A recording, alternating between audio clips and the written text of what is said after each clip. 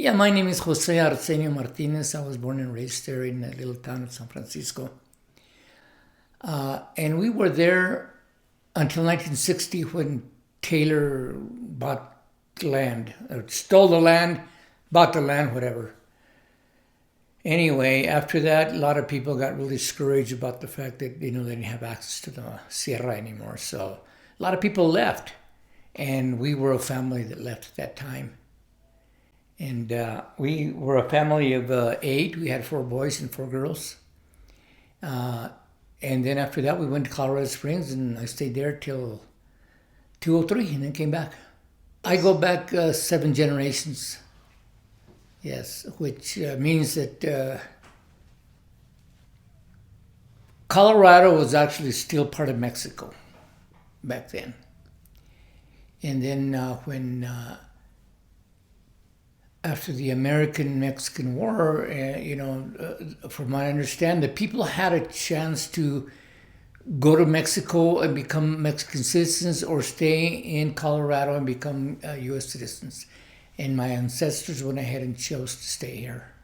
Well, I know that we had Ute Indians here, we had Navajo, and also some Apaches that I understand, because my grandmother was half Apache and half Mexicana on my dad's side. And I know that they, like everywhere else, that they were invaded, and actually they rebelled because of the fact that they knew that the Americanos wanted to take their land.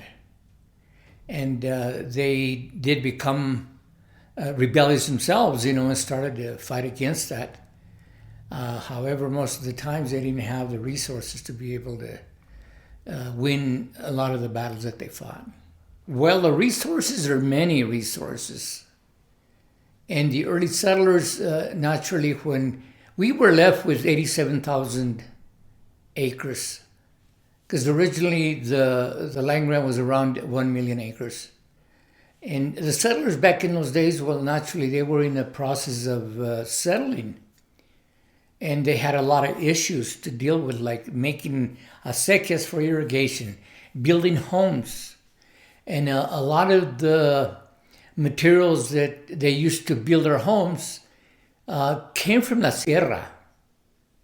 The other resources that became available naturally was meat for the table, fish, deer and elk meat, and wood, grazing, and lumber to build corrales, to build fences, to build homes even, or jacales, which are a name term for homes that were built a different way with that material. But the people back then depended on La Sierra very much. We call it La Sierra Madre, which means the Mother Mountain. And basically all the resources that they utilized came from La Sierra. And they worked very hard to settle in these villages around San Luis, which are several villages. I'm sure people have talked about those villages around San Luis. Well, we know that San Acacio is one of the villages, and then from there we go east of San Luis, and we have La Cordillera, and then from there we go into Chama, and then San Pedro, San Pablo, Los Fuertes, Vallejos, and then San Francisco. So those are the villages that were established after much work and toil from the settlers that came here. From what I understand, the land grant was given by the Mexican government.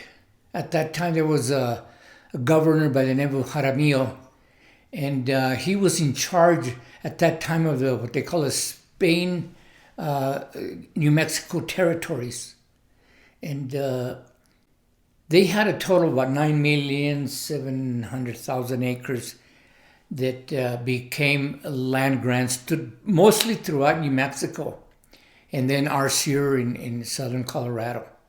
Well, like I mentioned earlier, resources were timber, wood for burning, because obviously back then most of the people had either fogones or stoves, and they burned wood to heat the houses. And those resources, all of them came from La Sierra. And then, like I said, they did supplement a lot of their food by bringing meat from La Sierra, which back then was a very common thing here. People went and got some meat whenever they needed it. It was strictly for survival to have meat on the table, not for any other reason that I can remember. Economically, that was a good way of being able to survive and have the sustenance that we needed, and worked upon, for that purpose. I have many pleasant memories growing up here in the little town of San Francisco. Like I said, I lived there for 15 years prior to moving out. Back then, the Sierra was ours. We could go up there anytime we wanted to and exercise the rights that we had back there, which was a total of 6 rights. And through the court, we only got 3 of those, regrettably. Supposedly, according to lawyers, they had to do it that way to be able to have the case continue to go on. But I remember as a child going up there on a horse and buggy to go get some wood with my dad, and I had a couple of uncles that had these real huge Clydesdale type of horses that they used to pull the wagons with. And it was really hard work for them, I remember as a child, because back then they didn't have no chainsaws or, they had axes and they had hand saws, and that was what they utilized to be able to get the wood. And I remember going early and coming back late because it took all day to do that. Another thing that they used to do also is, I remember my great-grandparents that raised my mother, they used to plant a lot of wheat and cebada, wheat. And they would bring it to the mill here in San Luis. And again, they would start when it was dark in the morning and come up here, and then they would process it into flour, and then they would take it back and got home late. Those were the kind of things that they had to deal with back then. It wasn't easy for them, but they were determined, hard-working people that had no other choice but to do what they had to do to survive. Another thing I remember a lot is coming to San Luis during weekends, because there was always a lot of activity here. There was a lot of people back then. I remember as a child in El Rito, my God, there was children all over the place. I mean, they were big families, and there was a lot of activities. And then on weekends we would come up here, and they would have dances, and then they would have a theater that we used to go to, and we enjoyed that a lot. I remember my mom used to give me 25 cents, and I would buy my popcorn, a candy, a pop, and pay for the movie, all for 25 cents. It was awesome, you think about it now, and it's just like hard to believe that things were that cheap back then. And with just that quarter, I had a great time. I enjoyed it a lot. And they would bring me here, and then after the movie was over, they'd come and pick me up. Another thing that I enjoyed a lot as a child were what we call las luminarias, which are fires that we used to build 9 days prior to Christmas. And what we would do, we would start with one at the very top of San Francisco, the first night. Second night we would have 2. Third night we would have 3. And so on until the 9 days were up. We had a total of 9 fires. Now, during these nights that we had fires, we used to have what they call abuelitos, which means they called them like grandparents because they dressed like grandparents, and they would have a whip, and they would ask you to pray Our Father or whatever, a Hail Mary or whatever, or they would whip you. And we would be, around the fire and enjoying the fire and enjoying the plática or the talk. And they would come and say a prayer or I'll whip you. And, we would have to sit there and say Hail Mary or whatever, and then it would be okay. And if you didn't want to and you run, they'd go after you, boy. And you'd be all over the place being chased, which is a lot of fun in a way because it was a challenge for us as children, to go against the abuelitos. That was another memory that lingers with me forever. I have a lot of good memories. I had good times growing up there. Another thing we used to do, me and my friends, we used to climb trees and steal the eggs from different kind of birds like magpies or robins. And then what we would do is we would make a hole in each end of the egg and we blow out what was inside of it, the yolk and everything. And after we have a lot of them, we'd put a string through them and we'd make like a round necklace, so to speak, and we'd hang it on the wall, kind of like our prize for being able to do that. Yeah, a lot of good memories. It was awesome. Losing that La Sierra was actually extremely hard for the majority of the people that lived here. Because like I said, many people had to move away. Those who stayed struggled a lot. Taylor was a tyrant, a very mean, violent man. I have 2 cousins and a friend that were caught up there. They were hunting, and they got caught by Taylor and his hired hands, and they beat him to a pulp. I mean to tell you, they left him laying on the ground like dead. Beat him pretty bad. It was Lupito Medina, Eddie Medina, and Luce Rael.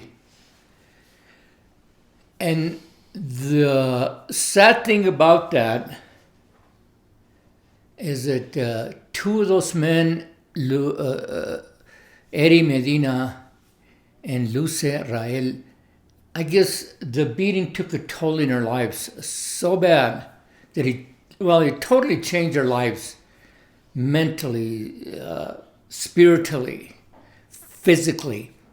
And he would do that with anybody, but they done that and said that he done that to set a precedent, to make sure that nobody had any business up there.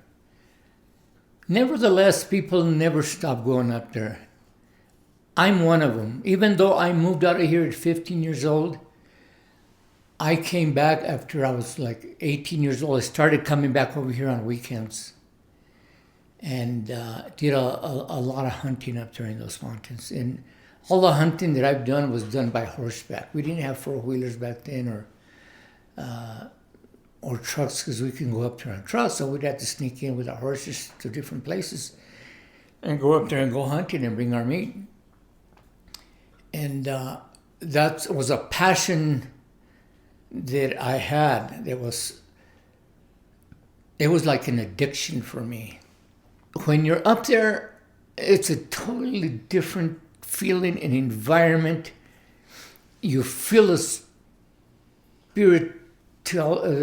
spirit of the mountain sort of encompassing you and surrounding you. And like it comes in and goes out of you.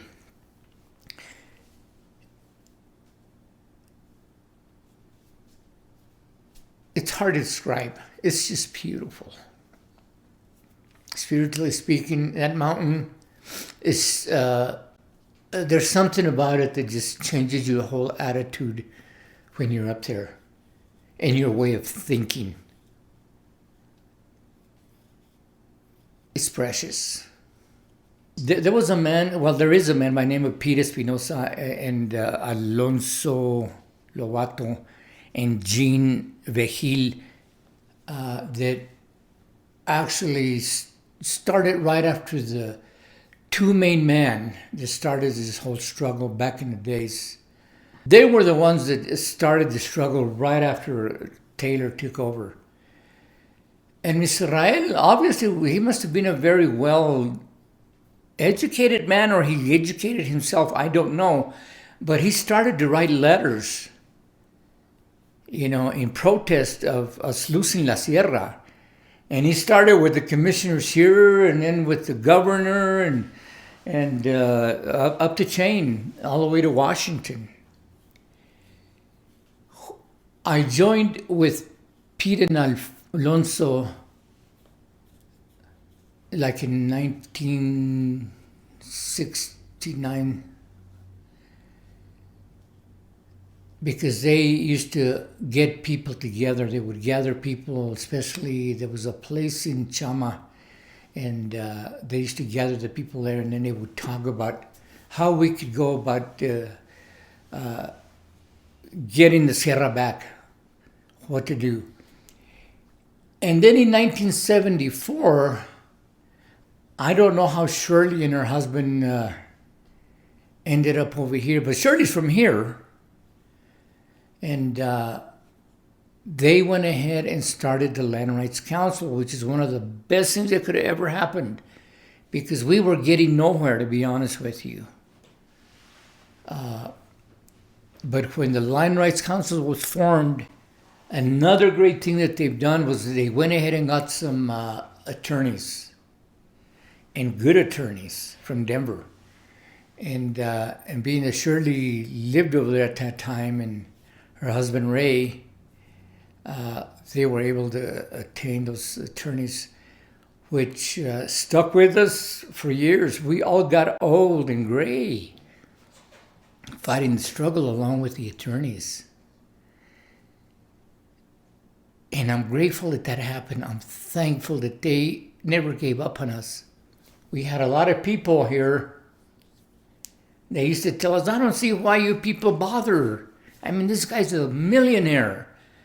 What are you going to do against him? Trying to, naysayers. But there was a group of people, a small group of people that believed that eventually we would win the battle. Shirley and Ray were always at the front of all activities thereafter. I mean, we had a lot of protests that we did, in different parts of La Sierra in different ways. And Shirley is just a natural communicator. One of the best.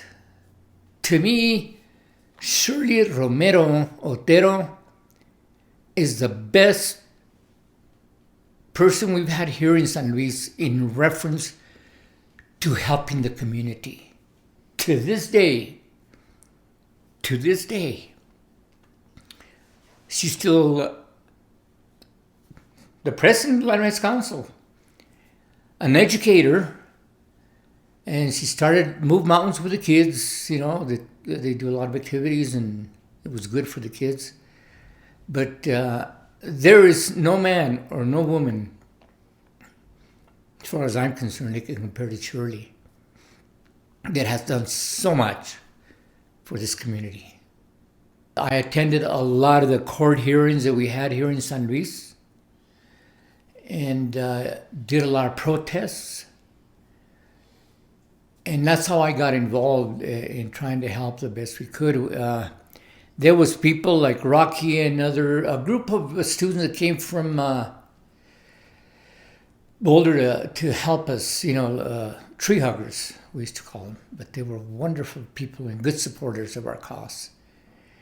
And one of the things that Taylor done to our Sierra was he raped that mountain.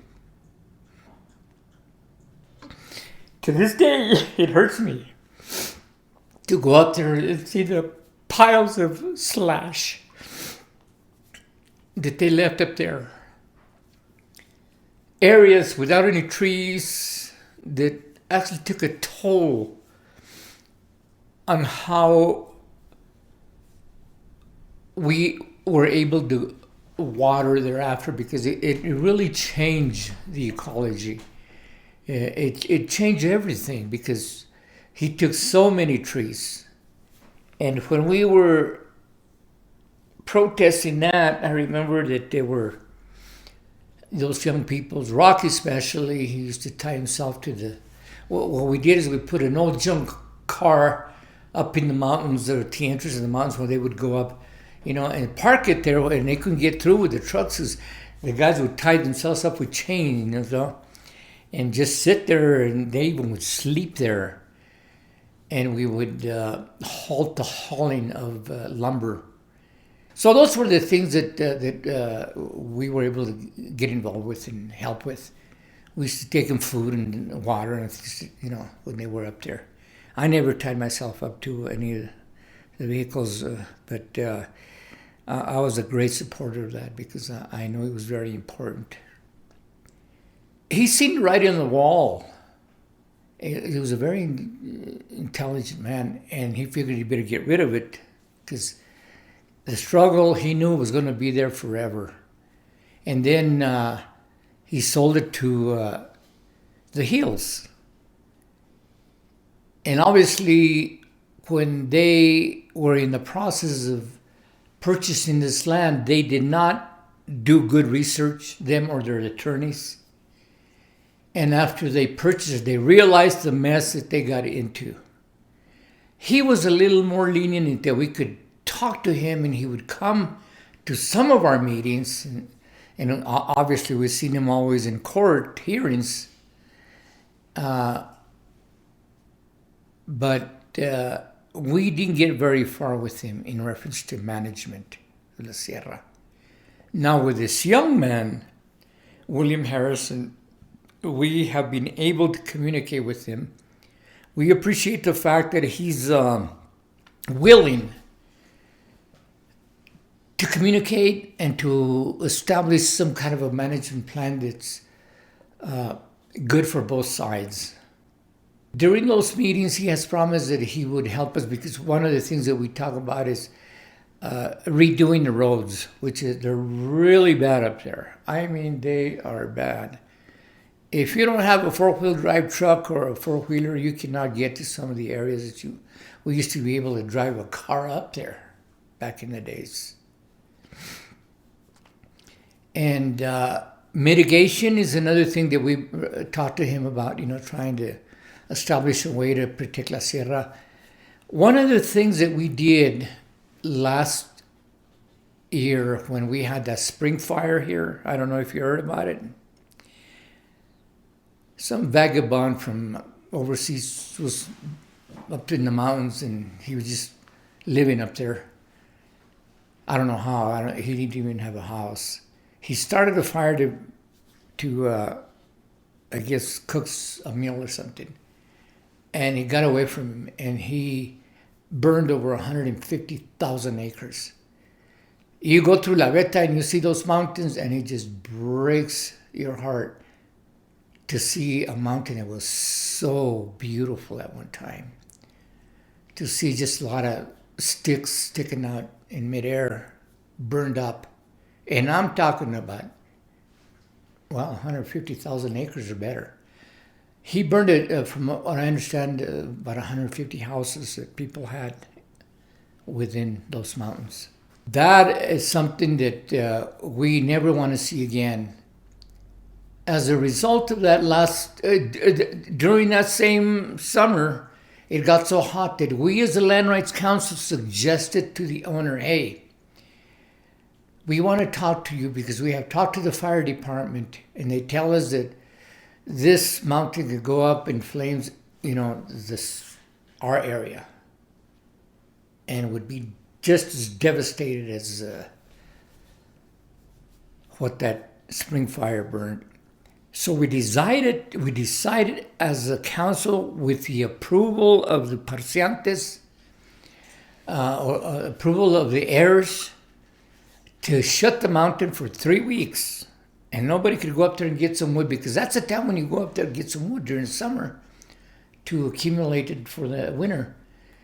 And we shut it down, and everybody agreed. We had a couple of meetings, and I was very surprised that most of the people were in agreement that would be the best thing to do, because after seeing the destruction that we've seen with the spring fire, everybody got really concerned and afraid.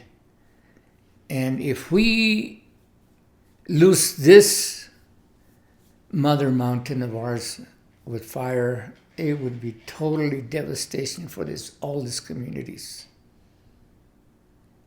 Because the Sierra is still our sustenance, no matter how you look at it, even though there's a private owner. But he has been able to give us the opportunity to talk with him. And he has promised to work with us where the roads are concerned, but he hasn't done anything about it. I mean, this guy's a multi-billionaire. He could buy 2 or 3 bulldozers that would go up there and make those roads look like highways. But that's still in the process. We're still trying to work that out with him. And we're hoping that we'll be able to do that. Because the watershed that we have up there is one of the most beautiful watersheds in Colorado. You know, we have a total of 9 canyons in our area. We have El Pozo, Chama, we have South and North Vallejos, we have San Francisco, we have El Torcido, we have Los Cuates, which means the twins, like 2 small creeks, and then we have El Jaroso. And there's where our water comes from. The younger generations, they never went through the struggle we went through. They were deprived of that mountain for 40 years or better. They have no idea what that mountain looks like. I mean, they can look at it from here, but it's not like being up there. I mean, that mountain is beautiful. You have valleys, you have vegas, which are meadows. You have canyons, rivers, mountains that are just so beautiful. You don't have the words to describe how beautiful it is when you're up there.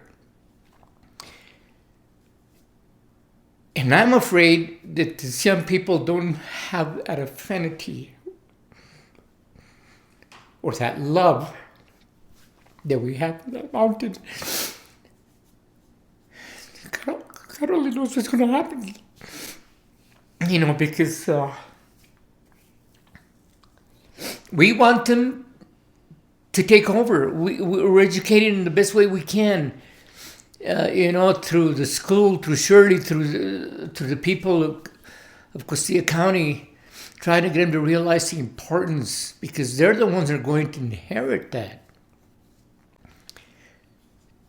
And if we don't get enough young people interested to protect the mountain, keep protecting it, and keep enjoying it, and keep what we have won perpetually. It's a big concern with a lot of us.